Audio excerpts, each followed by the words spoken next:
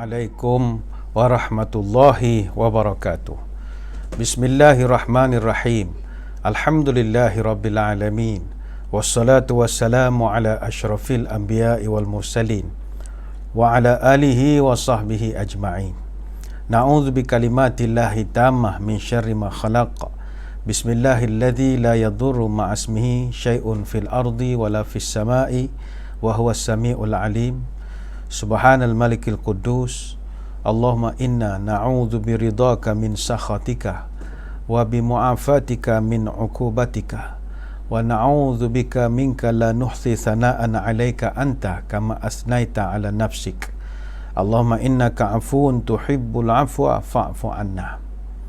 Terima kasih yang berusaha Tuan Pengacara Majlis, yang saya hormati Yang Bahagia Dr. Muhammad Azam bin Ahmad, Pengarah Pendidikan Jabatan Pendidikan Negeri Melaka, yang saya raikan juga Al-Fadhil Ustaz Ahmad Hamizi bin Abu Hassan, seterusnya para pegawai kanan, para pimpinan Jabatan Pendidikan Negeri Melaka, seterusnya diraikan juga Barisan Kepimpinan Biro Kerohanian Kelab Kebajikan dan Rekreasi JPN Melaka, seluruh tuan-tuan guru, para alim ulama, para habaib, warga JPN Melaka, khususnya para puasawan sekalian, mudah-mudahan dirahmati Allah sekalian.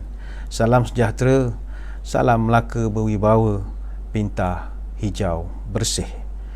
Alhamdulillah, hari ini kita telah pun memasuki hari yang ke-21 di bulan Ramadan.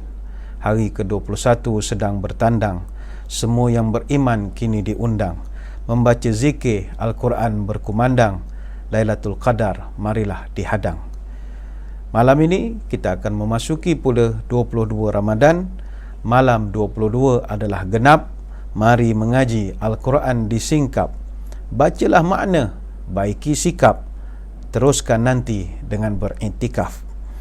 Sebenarnya kita nak memperingati nuzul Al-Quran yang dianjurkan oleh rakan-rakan di Jabatan Pendidikan Negeri Melaka, dan juga dalam masa yang sama kita meraihkan sambutan Hari Guru, yang mana temanya pada tahun ini berguru demi ilmu, bina generasi baru. Maka kita gabungkan dan kita bawakan satu tajuk mudah-mudahan bermanfaat kepada semua, iaitu Al-Quran dan Pendidikan. Hadirin hadirat yang dirahmati Allah sekalian, dalam suasana Ramadan yang kita lalui sekarang, mari kita menelusuri apakah yang menyebabkan Ramadan ini menjadi sangat istimewa. Apa sebab? Ramadan dia tidak istimewa kerana puasa. Puasa ini ibadah yang biasa. Puasa ni ibadah yang semua orang boleh lakukan. Kerana puasa ni bukan melakukan tapi meninggalkan. Sebab itu puasa kalau tak mampu boleh untuk tidak dilakukan, tapi digantikan balik. Banding dengan ibadah lain seperti semayang misalnya. Semayang itu jauh lebih besar dia punya makna dalam agama kita. Baik itu kalau semayang tak mampu pun tetap kena buat. Tak boleh berdiri, duduk. Tak boleh duduk, baring. Tak boleh baring, mengiring. Tak boleh mengiring, guna isyarat tangan. Tak boleh tangan, guna kepala. Tak boleh kepala, kenyek mata. Tak boleh kenyek mata semayang, pakai isyarat hati. Kalau isyarat hati tak boleh semayang, panggil je orang kampung, semayang kejelah kita. Tak ada kompromi. Tapi puasa ada kompromi. Justru Ramadan dia jadi mulia bukan kerana adanya puasa, tapi Ramadan jadi mulia kerana kalamullah. Ramadan jadi mulia kerana Quran. Bukan sahaja Al-Quran, seluruh wahyu Allah diturunkan pada bulan Ramadan. Imam Ahmad bin Hanbal ada meriwayatkan daripada Wasilah bin Asqa radhiyallahu anhu, dan juga ada riwayat daripada At-Tabrani, Nabi pernah menyebut unzilat suhufu Ibrahim fi awwali lailatin min Ramadan wa unzilat Tauratu li sittin madaini min Ramadan wal Injil li salasa asyrata khalat min Ramadan wa unzilal Furqan li arba'in wa ishrina khalat min Ramadan. Nabi menyebut suhuf Ibrahim turun pada malam 1 Ramadan. Kitab Taurat turun pada 6 Ramadan, 700 tahun selepas turunnya suhuf. Kitab Zabur turun pada 12 Ramadan, 500 tahun selepas turunnya kitab Taurat. Kitab Injil turun pada 13 Ramadan 1200 tahun selepas turunnya kitab Zabur. Dan Al-Quran turun pada 24 Ramadan 620 tahun selepas turunnya kitab Injil, iaitu pada malam Isnin 13 Ogos tahun 610 Masihi. Kita tidak berhajat pada hari ini nak bercerita tentang kemuliaan, kehebatan Al-Quran, kerana ini adalah perkara yang kita semua sudah pun sedia maklum. Khusus untuk membincangkan pada pagi ini berkaitan dengan pendidikan di dalam Al-Quran. Ini beza kita orang awam dengan para cendekiawan ataupun ulama. Orang awam belajar Al-Quran untuk nak membaca Quran. Tapi para ulama dan cendekiawan, mereka membaca Quran untuk nak belajar. Lain. Kita belajar untuk membaca, mereka membaca untuk belajar. Kerana dalam Al-Quran ini tentang persoalan ilmu dan pendidikan sangat dititik beratkan. Dan dalam Quran perkataan ilmu diulang 105 kali. Lebih banyak daripada kalimat ad-din ataupun agama yang hanya disebut sebanyak 103 kali. Kalau dikira sekali dengan derivatif kata-kata jadian, perkataan ilmu disebut tidak kurang daripada 744 kali. Alima 35 kali, ya'lamu 215 kali, i'lam 31 kali, yu'lamu sekali, ilmu 105 kali, alim 18 kali, maklum 13 kali, alamin 73 kali, alam 3 kali, a'lam 449 kali, alim atau ulama 163 kali, alam 4 kali, allama 12 kali, yu'allimu 16 kali, ulima 93 kali, mu'allam sekali, ta'allama 2 kali. Total 744 kali. Sebab itu Al-Quran sebagai medium pendidikan, no doubt about it, dia adalah sebuah rujukan untuk mendidik manusia. Sebab itulah wahyu pertama dalam Quran adalah Iqra. Wahyu pertama. Baik itu bila kita menempuh new normal, suasana new normal, ramai orang masih belum bersedia untuk menukar cara hidup mereka. Sebagai contoh, kuliah-kuliah kita sekarang dah tak boleh secara berkumpul, maka banyak dijalankan secara online. Tapi banyak pihak, sama ada yang mengajar ataupun yang nak diajar, memberi alasan tak pandai teknologi, tak pandai guna gadget, tak pandai. Perkataan tak pandai inilah yang paling dipantangkan dalam agama. Sebab wahyu pertama adalah Iqra, learn, belajar. Jangan jadi bodoh. Pagi-pagi lagi kita dah doa, jangan jadi bodoh. Allahumma hadina fi man hadait. Ya Allah, jauhkan aku jadi bodoh pada pagi ini. Maka janganlah berasa, saya tak pandai gadget, saya ni orang tua, saya tak. No. Wahyu yang pertama adalah Iqra, sekolah, learn, belajar. Sebab itu Dr. Abdul Halim Mahmud, bekas Syekh Al-Azhari yang ke-46, dia ada mengupas surah Al-Alaq ayat yang pertama ini. Kata dia, Iqra ini begitu syarat dengan makna, syarat dengan petunjuk, syarat dengan arahan. Sehingga kan Dr. Abdul Halim Mahmud, dia karang satu kitab khusus untuk nak membahaskan hal ini. Kitab berjudul Al-Quran fi Syahril Quran, Al-Quran di bulan Quran. Kata Dr. Abdul Halim Mahmud, Iqra ini dalam ayat itu saja ada 2 kali Allah Ta'ala sebut tentang tabiat membaca. Sebab Iqra ini ada 3 maksud, kata dia, secara tekstual, secara literal dan secara simbolik. Secara tekstual, Allah Ta'ala sebut tentang Iqra, maknanya membaca, sebanyak 2 kali. Pertama, Iqra bismi rabbika. Yang kedua, Iqra wa rabbukal akram. Itu pada ayat yang ketiga. Justru dalam ayat Iqra juga 3 kali Allah Ta'ala sebut kalimat derivatif daripada ilmu. Alladhi allama bil qalam, allamal insana ma lam ya'lam. 3 kali perkataan ilmu. Tak campur dengan Allah sebut perkataan al-qalam. Qalam ni kalam, pen, yang juga ada kaitan dengan budaya ilmu. Dan yang menariknya, selepas surah Al-Alaq, Allah Ta'ala menurunkan surah Al-Qalam. Dan ini adalah surah pertama yang dimulakan dengan huruf hijaiyah, iaitu Nun. Dan surah pertama yang mengandungi sumpah, dan Allah bersumpah dengan Al-Qalam. Maka nak beri alasan tidak ada ilmu atau tidak ada pendidikan, tak boleh. Kata Dr. Halim Mahmud, secara tekstual Quran ini dibaca. Secara tekstual juga, untuk menjadi pandai manusia kena membaca. Untuk mendapat ilmu manusia mesti membaca. Ini kerana bodoh tidak ada ubat. Tak ada ubat jual di farmasi, makan 2 biji jadi cerdik, tak ada. Nak buang kebodohan, ubatnya adalah membaca, belajar. Berkenaan tabiat membaca, kita di Malaysia, kajian terawal yang pernah dibuat bertajuk A Survey on the Reading Habits and Interests of Malaysian People, tahun 1984. Yang pertama dibuat kajian oleh Allahyarham Profesor Atan Long. Dia buat, respondennya ada 15,000 orang lebih responden, dan dia punya finding atau dapatannya, rakyat Malaysia ni finding dia hanya membaca 2 muka surat saja setahun.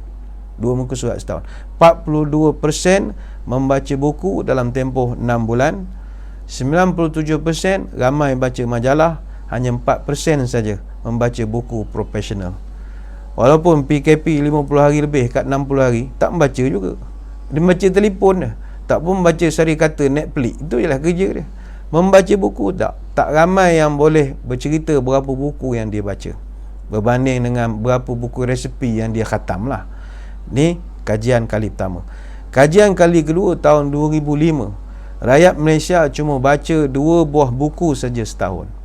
Kemudian datang pula kajian interim tabiat membaca rakyat Malaysia tahun 2014 yang dijalankan oleh Perpustakaan Negara Malaysia.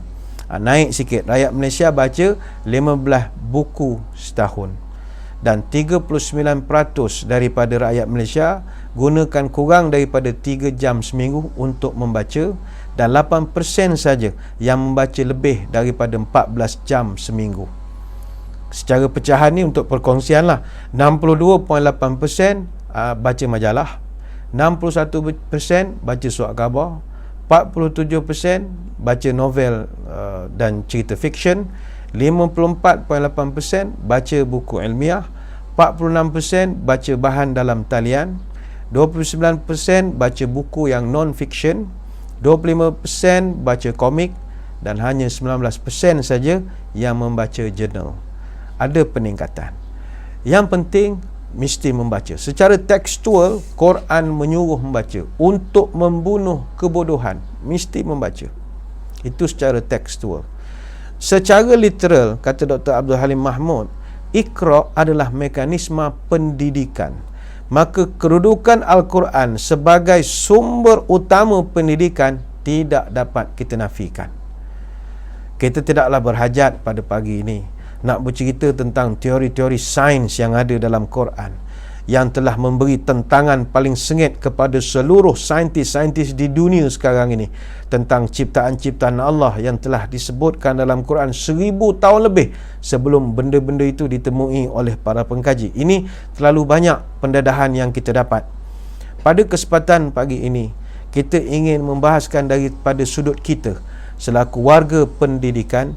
Sudah sampai masanya kita melihat apakah pendekatan yang Allah gunakan menerusi Quran untuk mendidik manusia paling sempurna yang merupakan hasil daripada didikan Allah, iaitu Rasulullah sallallahu alaihi wasallam. Tuan-tuan, Nabi kita dia yatim piatu, tak ada mak bapak. Dan dia tak bersekolah macam kita. Tak bersekolah pun. Tapi bagaimana perwatakan baginda? Bagaimana peribadi baginda? Akhlak dia seolah-olah dia dibesarkan oleh satu keluarga yang begitu memiliki status yang terhormat. Orang yang berperibadi begitu biasa datang dari latar belakang keluarga yang disegani, mak bapaknya somebody. Tapi Nabi mak bapak pun tak ada. Ataupun orang yang berperibadi bagus ini, dia sekolah yang bagus-bagus, yang mana di sistem sekolah tersebut orang-orangnya pun cakap dalam bahasa yang budiman. Tapi Nabi tidak bersekolah. Lalu apakah yang membentuk peribadi Nabi? Nabi kita punya akhlak luar biasa. Jaring puput merata-rata, campak bilis ke dalam pukat. Kalau kering di laut menjadi tinta, takkan tertulis semua akhlaknya Nabi Muhammad. Maka soalan, siapa yang didik Nabi? Yang didik Nabi Allah. Dan apakah mekanisme yang digunakan oleh Allah untuk mendidik Nabi kita? Al-Quran. Nabi sendiri mengakui, Adabani Rabbi fa ahsana ta'dibi. Tuhanku telah mendidikku, maka dia menjadikan pendidikanku adalah pendidikan terbaik, kata Nabi. Hadis Ibn Hibban. Fa ahsana ta'dibi.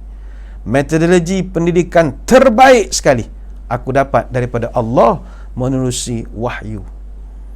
Tapi Nabi menggunakan satu kalimah pendidikan ini dengan kalimat murabbi. Sebab itu sekarang kita sebagai warga pendidik, kita perlu mengenal pasti kita di kedudukan yang mana. Ada orang dia sekadar mudaris. Mudaris ni dia mengajar saja. Habis silabus, selesailah. Tak habis, susah hatilah dia. Janji, mengajar, sudah. Ada orang dia muallim, dia hanya mendidik akal. Yang dipentingkan adalah budak tu cerdik ataupun tidak. Ada orang dia adalah muaddib. Muaddib dalam arti kata dia adalah mentor. Dia menjadi contoh kepada orang. Ada orang mursyid. Mursyid ni sampai ke peringkat kerohanian. Ada orang dia sampai peringkat murabbi. Murabbi inilah yang nak dibentuk oleh agama kita. Nabi yang mendidiknya, murabbinya Allah. Kalau dalam bahasa kita, bahasa Melayu, kita panggil guru. Guru ni pun asal daripada perkataan yang baik juga. Guru diambil daripada hasil gabungan dua suku kata, iaitu gur dan juga ru. Dalam bahasa Jawa, gu ini diambil dari perkataan gugu. Gugu ni artinya boleh dipercayai. Ru diambil perkataan tiru, dipotong jadi ru. Jadi guru ni seorang yang boleh dipercayai dan boleh dicontohi. Itulah guru. Maka dalam bahasa agama dia panggil murabbi. Maka untuk menjadi murabbi, kata Imam Al-Ghazali, dia mesti ada 3 sifat. Pertama, dia mesti menyayangi. Sebab itu kalau kita lihat jalur Quran, Allah Ta'ala bawa budaya kasih sayang dalam mendidik baginda Nabi SAW. Dan Allah memang sayang pada Nabi. Itu jelas-jelas. Dalam satu hadis, Nabi menyebut, Innallaha ittakhazni khalilan kama ittakhaza Ibrahim khalilah. Hadis riwayat Muslim. Allah telah menjadikan aku sebagai kekasihnya, sebagaimana Allah menjadikan Ibrahim sebagai kekasihnya. Maka pendidikan berteraskan Al-Quran kepada umat manusia mesti berdasarkan love, kasih sayang. Tanpa rasa kasih kepada orang yang nak kita didik, maka ilmu itu takkan kesampaian. Kita hanya menjadi mudaris, sekadar mengajar menamatkan silibus, tapi tidak ada perasaan dalaman. Hubungan tidak ada, kerana tidak ada sayang. Ingat, anak-anak murid ini, they don't care what you know. What they know that you care. Mereka tak peduli kita tahu apa. Kita ada double degree ke, kita ada masters ke, kita ada candidate PhD ke, dia tak peduli. Yang mereka tahu, kita ambil berat tentang hal mereka. Sebab itu, seorang murabbi, kata Imam Al-Ghazali, mesti ada sifat menyayangi. Yang kedua, kata Imam Al-Ghazali, seorang yang nak mendidik ini, dia mesti ada satu sifat sentiasa menasihati tanpa jemu. Sebab itu, kalau kita tengok dalam Quran, Allah Ta'ala tidak henti-henti menegur dan menasihat Nabi. Walaupun Nabi itu kekasih Allah, tetapi kalau Nabi ada melakukan kekhilafan, tetap saja ditegur dan dinasihatkan oleh Allah Subhanahu Wa Taala. Kalau kita lihat beberapa contoh dalam Quran, pernah sekali, ini kita cerita bukanlah nak merendahkan kedudukan baginda Nabi SAW, tidak, tapi kita nak menunjuk bagaimana Quran mendidik Nabi. Quran mendidik Nabi. Dan juga kita nak menunjukkan bahawa Nabi ni orang yang integriti. Walaupun Quran diturunkan pada dia, tapi bila tiba surah yang kena ke dia atau menegur dia, tidaklah dia sorokkan. Tak, dia tetap sebutkan ayat itu, padahal dia kena terima risiko akan dikutuk oleh orang. Apalah Muhammad kena bantai dengan Allah Ta'ala. Tak, dia tetap amanahnya, dia tetap ceritakan surah tersebut. Apakah contoh teguran-teguran Allah kepada baginda Nabi? Pertama, pernah sekali Nabi ada terkhilaf, lupa menyebut insya-Allah. Pernah terlepas pandang. Dalam satu riwayat, satu hari kaum Quraisy mereka utus An-Nadir bin Al-Harith dan juga Al-Uqbah bin Abi Mu'idh untuk pergi ke Madinah Al-Munawwarah, jumpa dengan pendeta Yahudi untuk bertanya kepada mereka tentang kenabian Nabi Muhammad sallallahu alaihi wasallam. Sebab mereka mengatakan bahawa Muhammad ini claimant saja, dia mendakwa dia nabi. Jadi dua orang utusan ni dihantar untuk pergi cek dengan orang-orang yang tahu agama-agama ni, di pendeta-pendeta di Madinah, untuk ceritakan tentang sikap, perkataan, perbuatan yang dimiliki oleh Nabi akhir zaman. Jadi dia jumpa dengan satu orang pendeta, mereka tanya, Tuan Guru, macam mana nak tahu Muhammad ni betul ke dia seorang Nabi ataupun dia ni penipu saja, dia claim saja? Pendeta Yahudi ni jawab begini, kalau nak tahu dia ori atau tidak, ori ataupun spicy lah ya, kalau nak tahu dia betul-betul original Nabi, awak pergi kat dia, tanya kepada dia 3 soalan. Kalau dia boleh jawab, confirm dia Nabi. Kalau tak boleh jawab, mengaku sajalah kalau begitu. Apakah soalannya? Pertama, tanyakan tentang Ashabul Kahfi. Yang kedua, tanyakan tentang Zulkarnain. Yang ketiga, tanyakan tentang roh. Maka utusan kaum Quraisy jadi pergilah berjumpa dengan Nabi, buat appointment. Kata, ya Muhammad, kami nak menanya 3 soalan pada kamu. Kalau kamu dapat jawab, kita ada perbincangan lebih lanjut lah tentang hal ini. Nabi tak apa soalannya. Pertama, kami nak tanya tentang Ashabul Kahfi. Yang kedua, kami nak tanya tentang Zulkarnain. Yang ketiga, tanya tentang roh. Maka Nabi kata beginilah, soalan ni panjang, nak jawab tak ada masa, saya pun ada hal sikit hari ni. Beginilah, datang esok saya jawab. Jadi orang Quraisy ni kata, okeylah, jumpa hari esok. Ketika Nabi mengatakan, kita jumpa hari esok lah, saya jawab hari esok, Nabi terlepas pandang, tak menyebut perkataan insya-Allah. Lalu hari esok ketika pertemuan dah diaturkan, mereka pun berjumpa, Nabi tunggu wahyu, dan wahyu tak sampai-sampai. Dan tabiat Nabi, dia tak akan bercakap melainkan mendapat maklumat atau maklum balas daripada Allah Ta'ala. Walaupun benda tu dia boleh jawab, tapi atas etika amanah dia tak jawab. Jadi dia tunggu-tunggu tak datang. Begitulah berlangsungnya pada hari esok dan lusanya, sampai orang Mekah dah mula mencemoh baginda Nabi. Ada yang mengutuk, dan Nabi sendiri dan orang Islam sendiri jadi gundah gelana, jadi sedih, malu pun ada. Sebab macam mana nak bercakap dengan orang Quraisy, maklumat tak ada. Dan pada hari ke-15 selepas daripada tarikh yang mereka asalnya berjanji, barulah Jibril datang membawa wahyu menegur Nabi Muhammad sallallahu alaihi wasallam. Itu pun tegurannya bukanlah dalam bentuk bukanlah wahyu yang turun untuk memberi jawapan kepada siapa Zulkarnain, siapa Ashabul Kahfi, tidak. Tapi Allah Ta'ala menegur Nabi, wala taqulanna li syai'in inni fa'ilun dzalika ghada illa an yasha Allah wadhkur rabbaka idza nasita wa qul asa an yahdiyani rabbi li aqraba min hadza rasyada. Muhammad, janganlah kamu sekali-kali mengatakan saya akan membuat begitu dan begini pada besok pagi, kecuali selepas menyebut insya-Allah, illa an yasha Allah.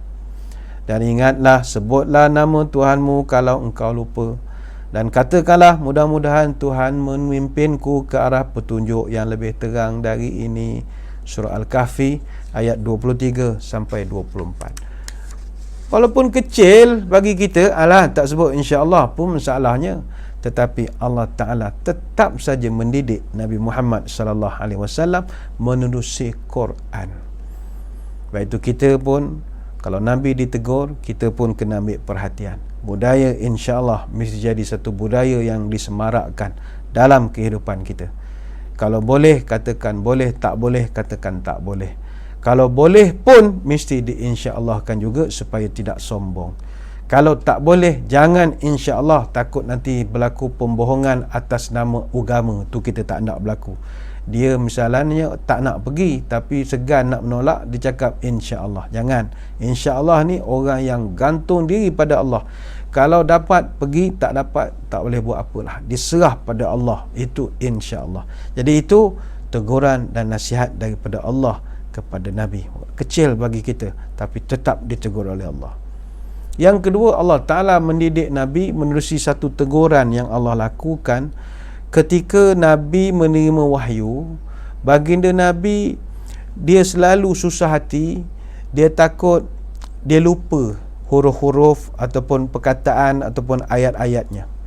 Maka bila Jibril menyampaikan wahyu, Nabi akan, bila dengar dia akan ulang dengan cepat. Kadang Jibril belum habis lagi, dia cepat menyambut bacaan tersebut. Jadi Jibril tak habis wadduha, dia dah laju dah, sebab dia takut terlepas satu huruf, satu ayat, satu baris. Lalu Allah tegur Nabi dalam surah Al-Qiyamah ayat 16 hingga 19. La tuharrik bihi lisanaka lita'jala bih. Janganlah engkau wahai Muhammad, kerana hendak cepat menghafaz Quran yang diturunkan kepadamu, maka kamu gerak-gerakkan lidahmu membacanya sebelum selesai dibacakan kepada kamu. Inna alaina jam'ahu wa qur'anah. Sesungguhnya kamilah yang berkuasa mengumpulkan Quran itu dalam dadamu, maka tetaplah baca tenang pada lidahmu.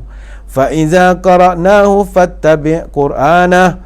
Oleh itu, bila kami telah sempurnakan bacaannya kepadamu menerusi perantaraan Jibril, maka bacalah menurut bacaannya itu. Summa inna alaina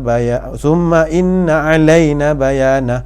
Sesungguhnya kepada kamilah diserahkan segala urusan yang menjelaskan kandungan yang disampaikan. Apa artinya? Iaitu baca mesti perlahan-perlahan, Allah Ta'ala sebut. Mungkin bagi kita kata, takkanlah benda macam tu pun Tuhan nak turun wahyu menegur Nabi. Quran nak suruh Nabi baca slow-slow, itu PM tepi dah lah. Tak. Inilah Quran, pendidikan.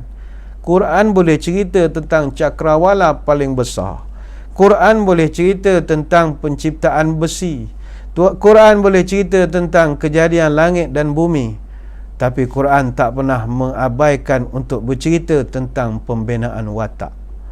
Sebab itu mesti selalu dinasihatkan kepada anak-anak didik kita ini. Ramai ibu bapa yang menyerahkan didik anak ni kepada sekolah semata-mata. Walhal sekolah ini umumnya tempat membina otak, tapi mak bapak tempat membentuk watak.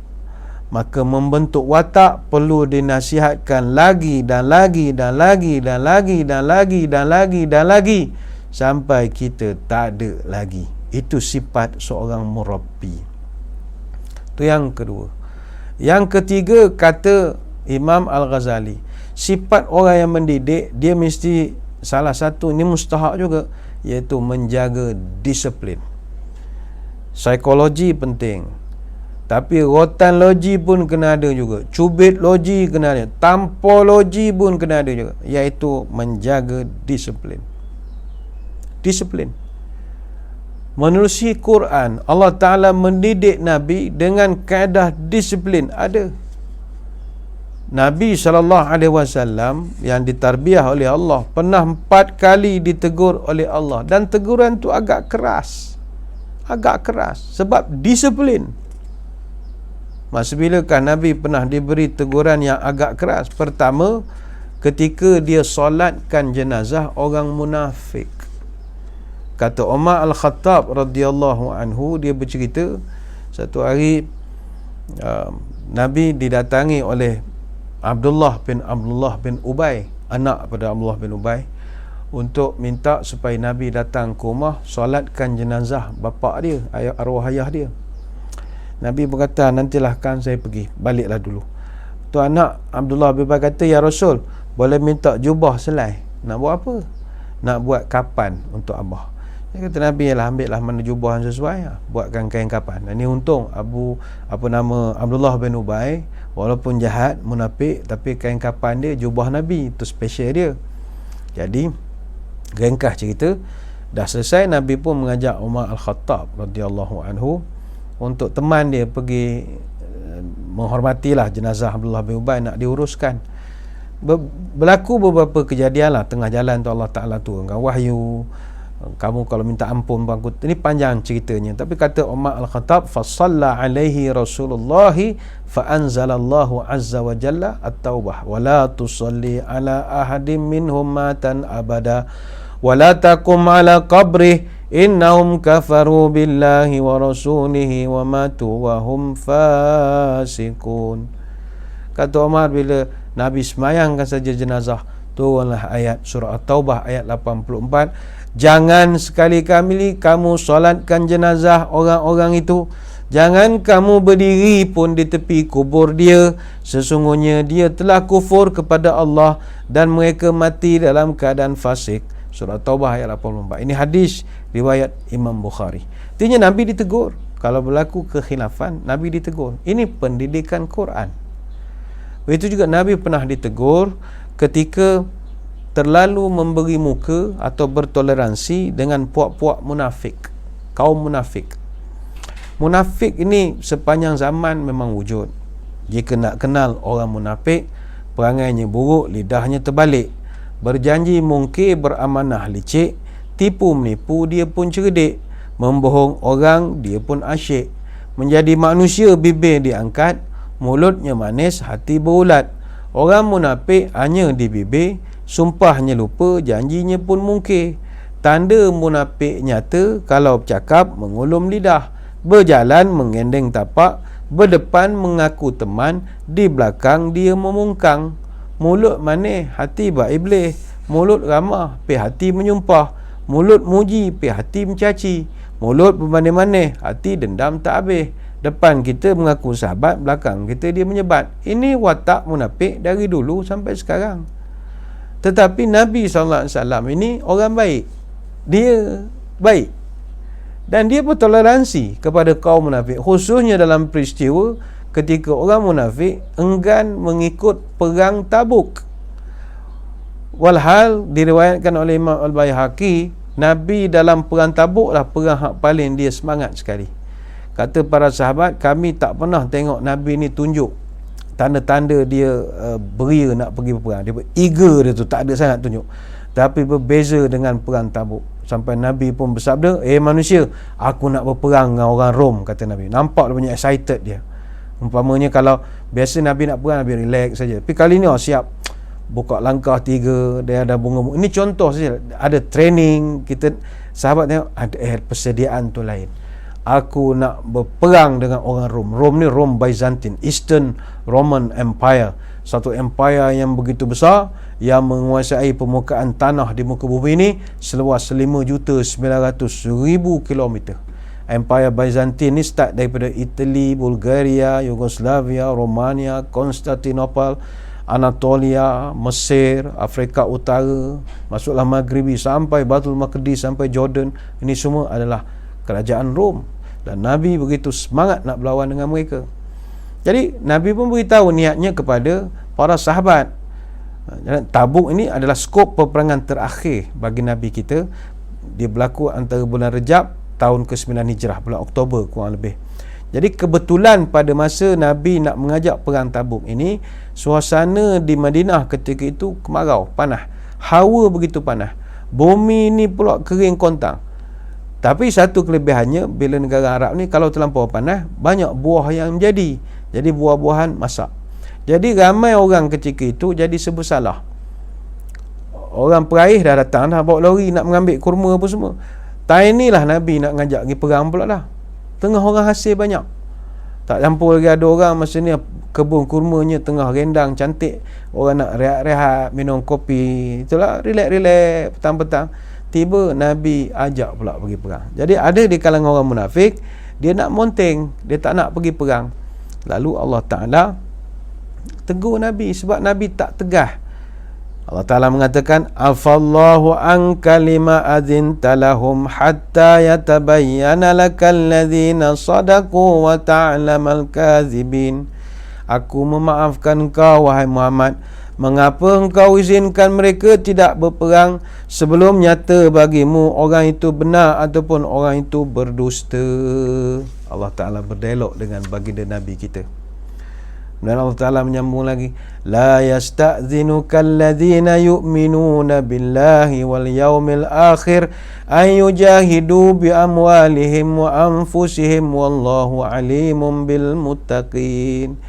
Orang yang betul-betul percaya kepada Allah dan hari kiamat tidak akan minta izin kepadamu untuk tidak pergi berperang, dan Allah Maha mengetahui siapakah orang yang bertakwa. Ini surah At-Taubah ayat 43 sampai 44. Nabi ditegur. Teguran itu adalah pendidikan untuk baginda Nabi. Begitu juga dalam kes tebusan tawanan perang. Nabi pernah ditegur kerana dalam peristiwa itu orang Islam dalam perang Badar, perang pertama, banyak ketika itu atau ramai di kalangan tentera musuh telah ditawan dan dijadikan prisoner of war ataupun POW, tebusan perang. Jadi zaman itu Convention Geneva belum ada, jadi tak tahu SOP untuk pengurusan tebusan perang, tawanan perang. Jadi mereka pun bermesyuarat. Nabi ajak mesyuarat. Maka ketika itu dalam ahli-ahli mesyuarat adalah Abu Bakar, ada Omar, ada Ali, sahabat-sahabat yang kanan.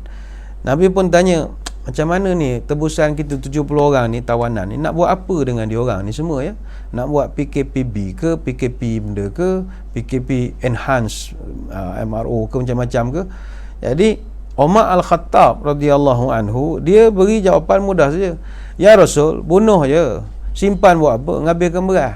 Beri makan RM5 sehari. Tak ada pasal. Peduli apa? Hantar balik je. Mana bunuh semua. Peduli apa? Ada kad syiar agama dia, bunuh je. Ni Umar Al-Khattab. Dia simple je dia punya penyelesaian.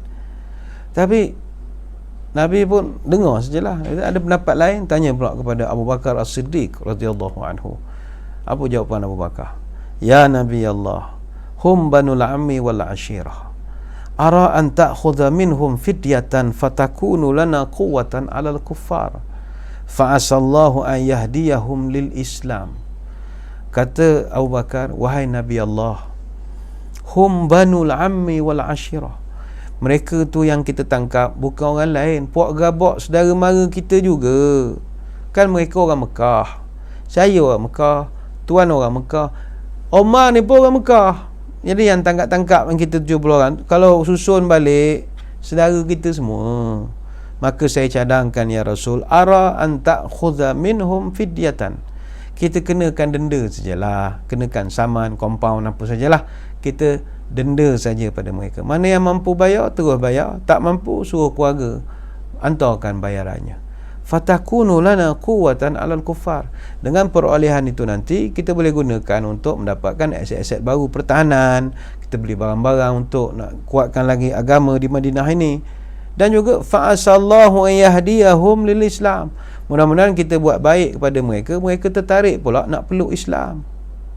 Kalaulah tuan-tuan berada dalam situasi jadi ahli mesyuarat ketika itu, dia minta pendapat apa nak disantunkan kepada puak-puak tebusan perang ini, tuan-tuan akan berpihak kepada pandangan Umar ataupun Abu Bakar.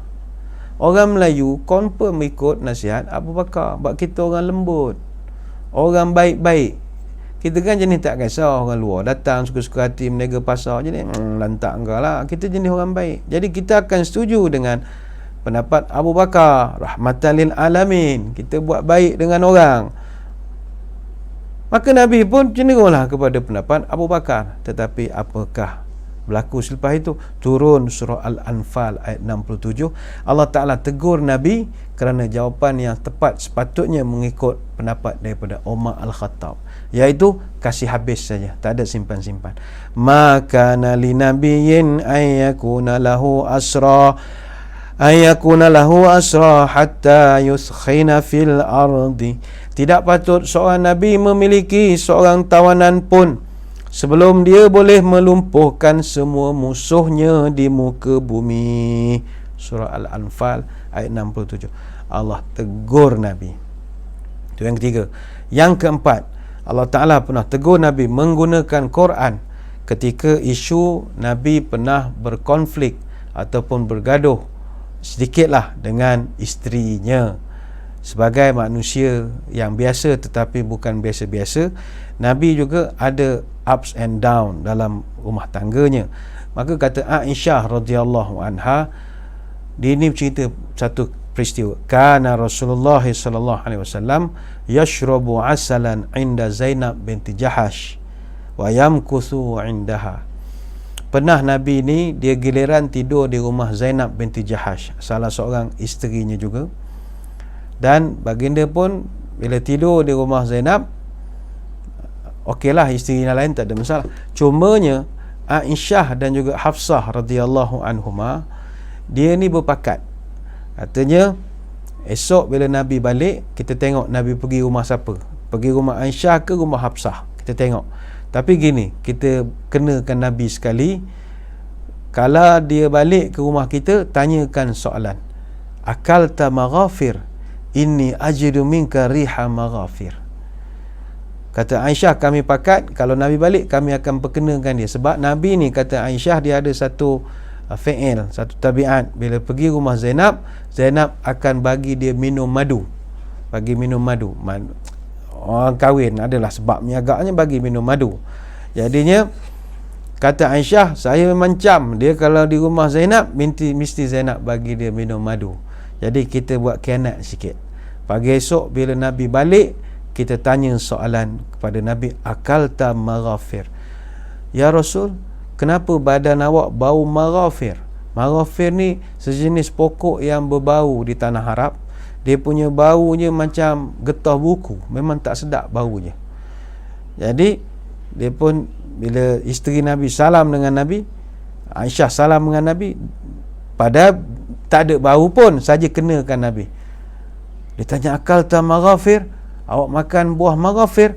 Kata Nabi, kata Aisyah, inni ajidu minka riha maghafir, badan awak ni dah bau maghafir. Maka Nabi SAW adalah seorang manusia yang sangat sensitif dengan bau busuk. Itu pantang Nabi, dia sensitif. Sebab Nabi dia tak boleh bau busuk, kerana dia kena on call 24 jam, dikunjungi oleh malaikat. Dan malaikat paling pantang bau yang tidak menyenangkan ini. Fa innal malaikata tata'adza mimma yata'adza minhu banu Adam. Malaikat dia sangat terganggu dengan bau yang mengganggu anak Adam. Hadis riwayat Imam Muslim. Maka kata Nabi, aku tak makan maghafir, aku makan madu saja. La walakinni kuntu ashrabu asalan inda Zainab binti Jahash. Aku makan madu saja. Maka kata Aisyah, agaknya madu tu dah basi agaknya. Itu yang bau macam getah buku ni ya Rasulullah. Dia saja ngenakan Nabi saja. Nabi pun bila kata, iya ke madu yang aku makan di rumah dia bau getah buku, bau maghafir? Kata Aisyah. Maka Nabi kata, falan a'udalahu, lepas ni selama-lama sampai kiamat aku takkan makan dah madu selepas ini. Ini hadis riwayat Imam Bukhari. Lepas Nabi cakap demikian, Allah Ta'ala tegur. Allah Ta'ala turunkan surah At-Tahrim ayat yang pertama, ya ayyuhan nabiyyu lima tuharrimu ma ahallallahu laka tabtaghi mardata azwajik wallahu ghafurur rahim. Muhammad atau ya Rasul, mengapakah kamu mengharamkan apa yang aku halalkan kepadamu? Lima tuharrimu ma ahallallahu lak, kenapa engkau haramkan benda yang aku halalkan? Madu halal yang kau haramkan, kenapa? Tuhan tanya, tabtaghi mardata azwajik, kamu takut bini ke? Seolah begitulah soalannya.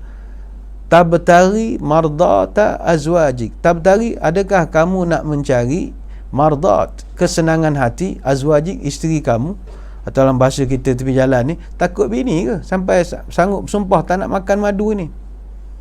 Wallahu ghafurur rahim, sedangkan aku maha pengampun lagi maha penyayang.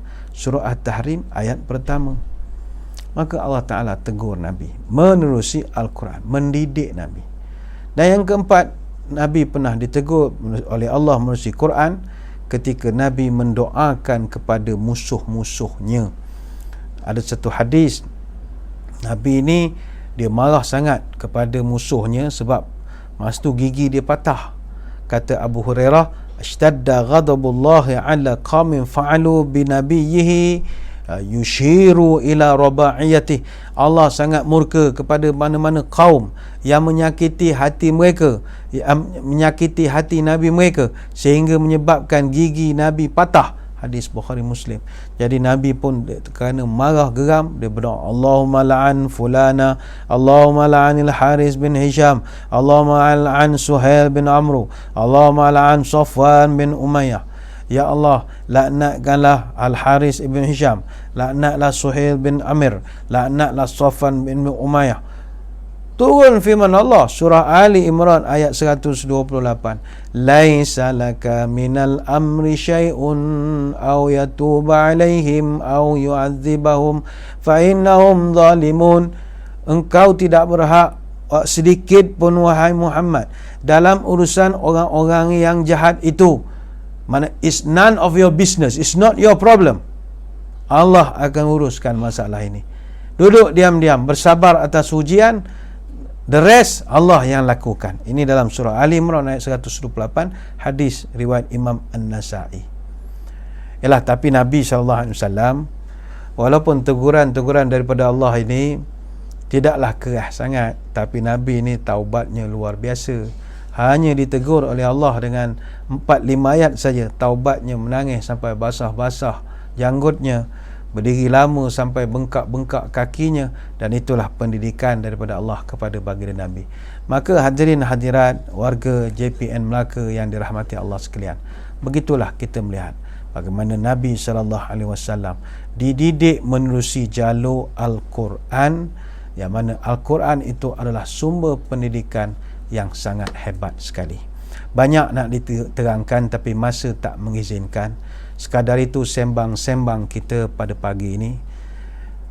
Sebelum berpisah, saya berdoa supaya Ramadan yang kita lalui ini menjadi Ramadan yang lebih baik daripada Ramadan-Ramadan yang lepas. Selamat mendulang pahala Ramadan di rumah. Stay home, stay safe. Ramadan Karim untuk semua. Tingkatkan ibadah, kurangkan juadah. Wabillahi taufiq wal hidayah. Wassalamualaikum warahmatullahi wabarakatuh. Wallahu a'lam.